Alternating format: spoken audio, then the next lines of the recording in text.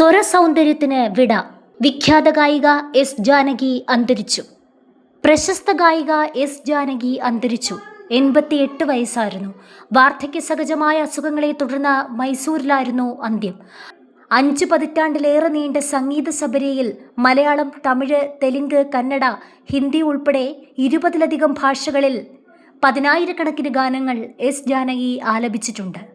1938 April 23-ന് ആന്ധ്രാപ്രദേശിലെ ഗുണ്ടൂർ ജില്ലയിലെ സിസ്തല ശ്രീരാമമൂർത്തിയുടെയും സത്യവതിയുടെയും മകളായാണ് ജനനം.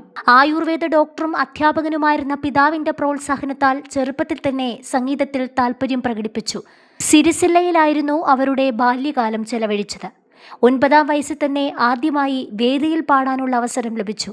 ശാസ്ത്രീയ സംഗീതത്തിൽ ദീർഘകാലത്തെ ഔപചാരിക പരിശീലനമൊന്നും ലഭിച്ചിരുന്നില്ലെങ്കിലും നാദസ്വരം വിദ്വാനായിരുന്ന പൈഡി സ്വാമിയിൽ നിന്നാണ് സംഗീതത്തിൻ്റെ ബാലപാഠങ്ങൾ അവർ അഭ്യസിച്ചത്.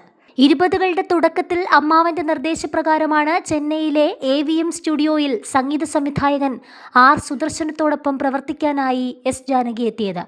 1957 പുറത്തിറങ്ങിയ വിധിയിൻ വിളയാട്ട് എന്ന തമിഴ് ചിത്രത്തിൽ പാടിക്കൊണ്ടായിരുന്നു ചലച്ചിത്ര പിന്നണി ഗാനരംഗത്തേക്കുള്ള അവരുടെ അരങ്ങേറ്റം. അതേ വർഷം തന്നെ MLA എന്ന തെലുങ്ക് ചിത്രത്തിലൂടെയും എസ് ജാനകി ശ്രദ്ധ നേടി. അരങ്ങേറ്റ വർഷത്തിൽ തന്നെ 6 വ്യത്യസ്ത ഭാഷകളിൽ പാടാൻ കഴിഞ്ഞത് ജാനകിയുടെ അസാധാരണമായ പ്രതിഭയുടെ തെളിവായിരുന്നു. English, Japanese, Arabic, German, Sinhala തുടങ്ങിയ വിദേശ ഭാഷകളിലും എസ് ജാനകി ഗാനങ്ങൾ ആലപിച്ചിട്ടുണ്ട്. ഏകാന്ത ഗീതങ്ങളും യുഗ്മഗാനങ്ങളും താരാട്ടുപാട്ടുകളും വിരഹഗാനങ്ങളും ഒരുപോലെ വഴങ്ങിയ ആ ശബ്ദം തലമുറകളെ സാന്ത്വനിപ്പിച്ചു. 1959 വി രാംപ്രസാദുമായായിരുന്നു വിവാഹം. അദ്ദേഹത്തിന്റെ പിന്തുണ ജാനകിയുടെ സംഗീത ജീവിതത്തിന് വലിയ പിന്തുണയാണ് നൽകിയത്. ഇളയരാജയുടെ സംഗീതത്തിൽ തമിഴിലും SP ബാലസുബ്രഹ്മണ്യത്തിനൊപ്പം തെലുങ്കിലും കന്നഡയിലും ജാനകി പാടിയ ഗാനങ്ങൾ കാലമെത്ര പിന്നിട്ടാലും സംഗീതാസ്വാദകരുടെ മനസ്സിൽ മായാതെ നിൽക്കുന്നവയാണ്. 1957 പുറത്തിറങ്ങിയ മിന്നുന്നതെല്ലാം പൊന്നല്ല എന്ന ചിത്രത്തിലെ ഇരുൾ മൂടുകയോ എൻ വഴിയിൽ എന്ന ഗാനമാണ് മലയാളത്തിൽ ആദ്യമായി പാടിയത്. തളിരിട്ട കിനാക്കൾ തൻ അഞ്ജനക്കണ്ണെഴുതി സൂര്യകാന്തി ഒരു കൊച്ചു സ്വപ്നത്തിൻ താമരക്കുമ്പിളിലല്ലോ മമ ഹൃദയം, അങ്ങനെ നീളുന്നു ആ കോമ്പിനേഷനിൽ പിറന്ന ഹിറ്റ് ഗാനങ്ങൾ. മികച്ച ഗായികയ്ക്കുള്ള 4 ദേശീയ പുരസ്കാരമടക്കം നേടിയിട്ടുണ്ട്. 1977 16 വയതിനിലെ എന്ന തമിഴ് ചിത്രത്തിലെ സിന്ദൂരപ്പൂവേ എന്ന് തുടങ്ങുന്ന ഗാനത്തിനാണ് ആദ്യമായി ദേശീയ പുരസ്കാരം ലഭിച്ചത്.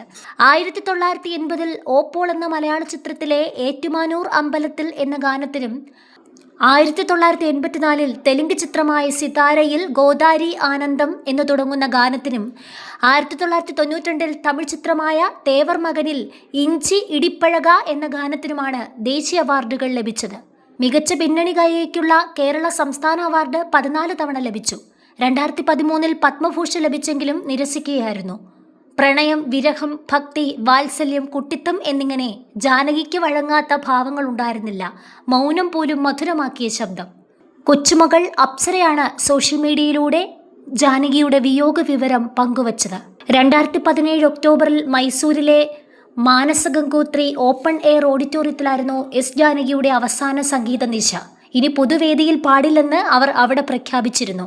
ജാനകിയുടെ അവസാന സിനിമാ ഗാനം മലയാളത്തിലായിരുന്നു. 2016 പുറത്തിറങ്ങിയ 10 കൽപ്പനകൾ എന്ന ചിത്രത്തിൽ. മുരളീകൃഷ്ണയാണ് ഏക മകൻ. മരുമകൾ ഉമ, അമൃതവർഷിണി, അപ്സര എന്നിവരാണ് പേരക്കുട്ടികൾ.